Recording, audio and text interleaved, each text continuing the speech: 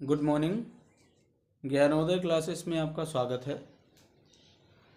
और आज हम लोग पढ़ेंगे वर्ग समीकरण, परिभाषा, उदाहरण। वर्ग समीकरण को आप लोगों ने देखा, कुछ पढ़ा है। कक्षा 10 की बात मैं कर रहा हूँ, कक्षा 10 वर्ग समीकरण की। और इस वर्ग समीकरण में आपने परिभाषा, उदाहरण और पाठ 4 मतलब वर्ग समीकरण को अंग्रेजी में क्वाड्रेटिक इक्वेशन कहते हैं, तो इस पर आपने बहुत अच्छे से पढ़ा है। फिर भी हम कुछ एग्जाम्पल और देते हैं। तो वर्ग समीकरण की पहले परिभाषा हम देखेंगे, तो ये हो जाएगा वर्ग समीकरण। वर्ग समीकरण फिर परिभाषा लिख लेते हैं। तो परिभाषा होगी वह समीकरण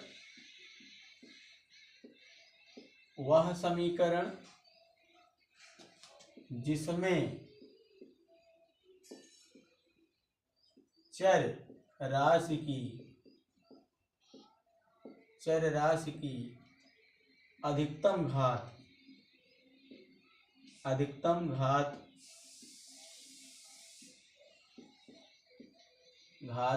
2 हो। कितनी हो? 2 हो। उसे वर्ग समीकरण कहते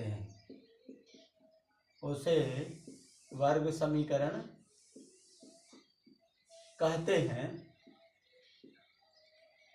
और जो हम लोग ने इसका उदाहरण पढ़ा है, वर्ग समीकरण और जो द्विघात बहुपद होता है, तो इन दोनों में विशेष अंतर यह है कि वर्ग समीकरण में बराबर की तरफ बराबर 0 होता है, लेकिन द्विघात बहुपद जो होता है, तो द्विघात बहुपद में कहना चाहिए कि बराबर 0 नहीं होता। और हम लोग देखेंगे द्विघात बहुपद। और बात आई है चर राशि की। चर राशि क्या है? चर राशि वे राशियां जिनका मान बदलता रहे। चर मतलब चरना, बदलना, है ना। वे राशियां जिनका मान हमेशा बदलता रहता है, चर राशियां कहलाती हैं। और चलिए देखते हैं चर राशियों में क्या क्या है। पहले चर अचर देख लेते हैं, फिर पहले हम समीकरण वर्ग समीकरण देख लेते हैं।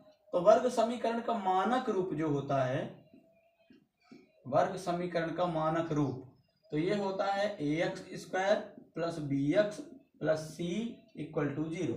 अब a, b और c की जगह पे हम कोई भी माइनस या प्लस पूर्णांक संख्याएं रख सकते हैं। तो एक आध तो हम एग्जाम्पल में बोल देते हैं, एक आध दो।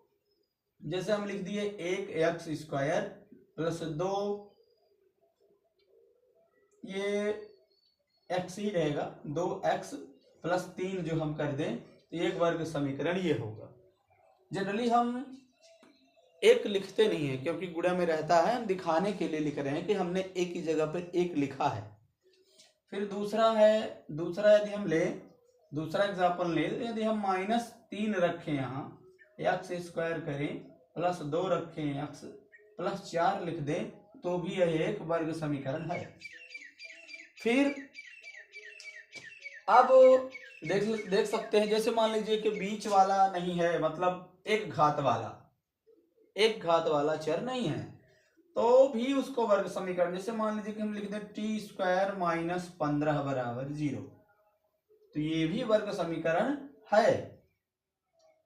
इस तरह से हम कई वर्ग समीकरणों को देख सकते हैं, और कई वर्ग समीकरण के एग्जाम्पल हम अपने से भी लिख सकते हैं। फिर आती है चर अचर राशि की बात। तो चर अचर को मैं बताता हूँ। चर राशियां कहलाती हैं वेरिएबल क्वांटिटी, जिसको कहते हैं अंग्रेजी में। तो चर राशियां ये हैं ऐसी राशियां जिनका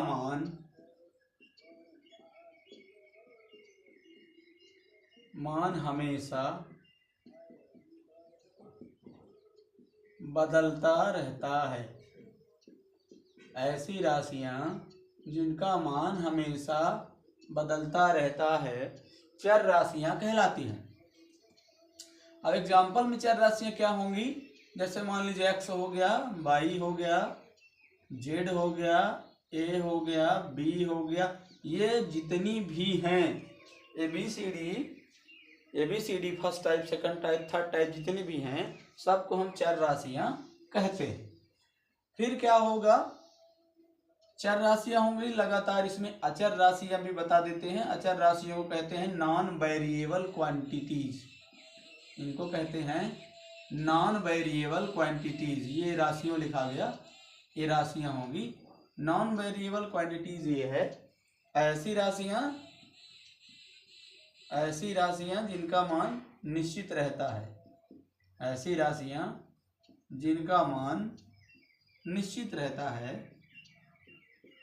अचर राशियां कहलाती हैं। निश्चित रहता है अचर राशियां कहलाती हैं। अब ये अचर राशियां क्या होती हैं, जैसे हम लोग कह देते हैं कि 10 अचर राशियां कहलाती हैं। अब उदाहरण में हम लोग देख लेंगे क्या होगा। जैसे मान लीजिए कि हम कह दिए 10, तो 10 का मान हमेशा 10 ही रहेगा, बदलता नहीं है, निश्चित ही रहेगा। जैसे मान लीजिए हम लोग कह दिए कि 0, मैं कह दिया 0, तो 0 का मान 0 ही रहेगा, मतलब दूसरा नहीं बदलेगा। यदि हम मान लीजिए 5, तो 5 का मान भी वही रहेगा। कहने का मतलब है कि यदि हम 0 से स्टार्ट करें, 0 से 1, 2, 3 जितनी भी गिनती हैं अनंत तक, प्लस माइनस मतलब धनात्मक पूर्णांक, ऋणात्मक पूर्णांक, जितनी भी संख्याएं हैं सबको हम अचर राशियां कह सकते हैं। और ये अचर राशियां क्या होती हैं, इनका मान निश्चित रहता है। तो चलिए वर्ग समीकरण का थोड़ा सा परिचय हुआ है, और वर्ग समीकरण के कुछ सूत्र हैं उसको भी हम लोग देख लेते हैं। तो वर्ग समीकरण के सूत्र को देख लेते हैं, और देखने के बाद हम आपको ब्रेक देंगे। तो चलिए देख लेते हैं वर्ग समीकरण का फार्मूला क्या, सूत्र क्या होंगे। तो वर्ग समीकरण के सूत्रों को के लिए हम लोग उनको पढ़ते हैं। 1 मिनट और लगेगा उसमें, और हम लोग जितनी भी तैयारियां करें उन तैयारियों में सबसे बेहतर व्यवस्था ये करें कि हमारा जो भी उद्देश्य है एग्ज़ाम फाइट करने का, और एग्ज़ाम फाइट करने के अलावा हम लोग अपने नॉलेज को प्लस करें, एग्जैक्ट नॉलेज रखें। तो इस तरह से हम अपने परसेंटेज को और अपने फ्यूचर को संभाल सकेंगे। तो चलिए वर्ग समीकरण के मूल निकालने के लिए जो मुख्य सूत्र है उसको लिखते हैं। पहला तो हो गया मूल ज्ञात करने की विधि, मूल ज्ञात करने के सूत्र। अब जो मूल ज्ञात करने के सूत्र हैं, तो पहले में तो आता है गुणनखंड विधि, जब मतलब हम लोग गुणनखंड करके ज्ञात कर सकते हैं, गुणनखंड से पहला हो गया। और दूसरा क्या है, श्रीधराचार्य सूत्र से, श्रीधराचार्य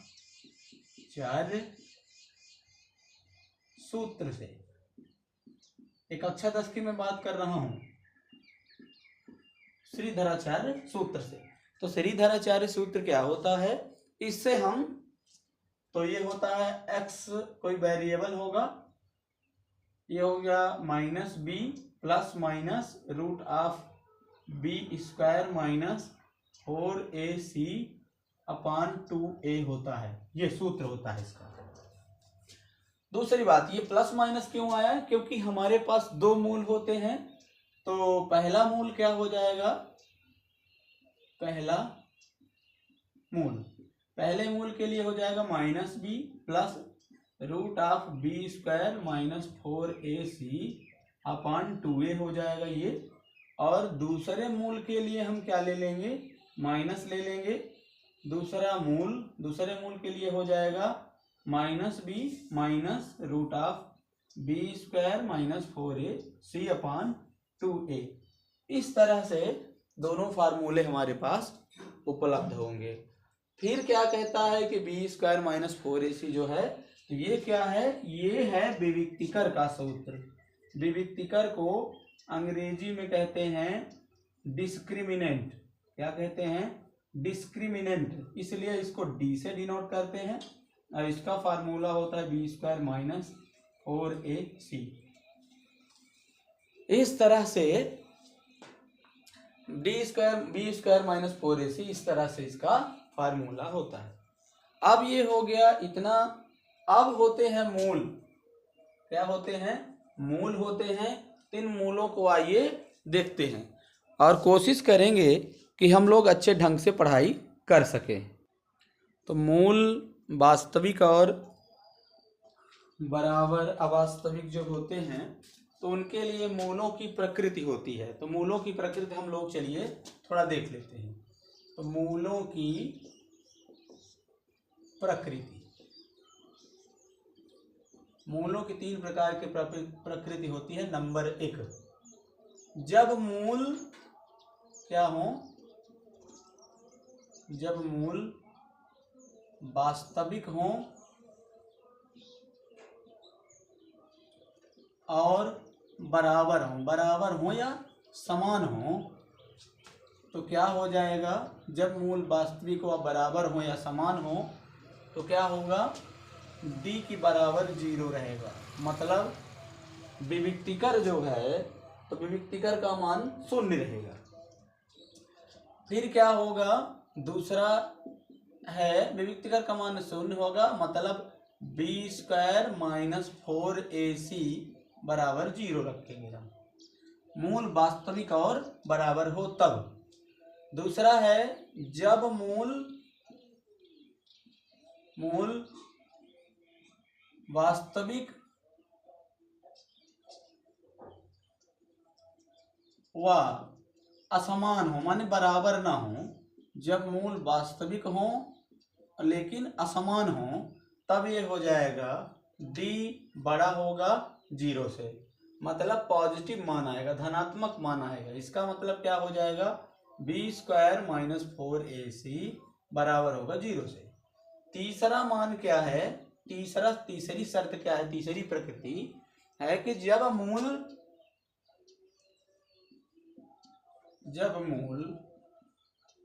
वास्तविक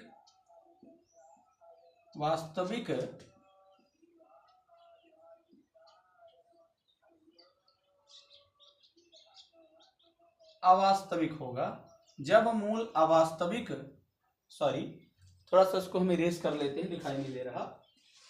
तो जब मूल अवास्तविक इसमें होना चाहिए, जब मूल अवास्तविक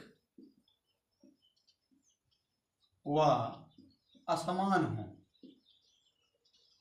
अवास्तविक का मतलब माइनस में हो जाए, बटे में आ जाए, कोई क्लियर न रहे, मिक्स फ्रैक्शन में आ जाए, तो तब उसकी प्रकृति क्या होगी, तो होगी d इज लेस देन 0। मतलब क्या होगा, डिस्क्रिमिनेंट, मतलब विविक्तिकर का मान बी स्क्वायर माइनस 4ac, विविक्तिकर का मान 0 से कम होगा। इस प्रकार से जो आपका वर्ग समीकरण है, ये होगा क्लास 10th का चैप्टर 4। सॉरी, थोड़ा सा इसको हम मिटा के अच्छे से लिख लेते हैं। ये होगा क्लास 10th का चैप्टर 4, इसी को कहते हैं वर्ग समीकरण या फिर क्वाड्रेटिक इक्वेशन कह लो। तो जहाँ भी कोई प्रॉब्लम हो आप देख सकते हैं, और यदि आपको अच्छा लगे तो अपने दोस्तों मित्रों तक शेयर कर सकते हैं, और शेयर करके ज्ञानोदय क्लासेस ये हम लिखे दे रहे हैं आपको, कैपिटल GYANODAY ज्ञानोदय और क्लासेस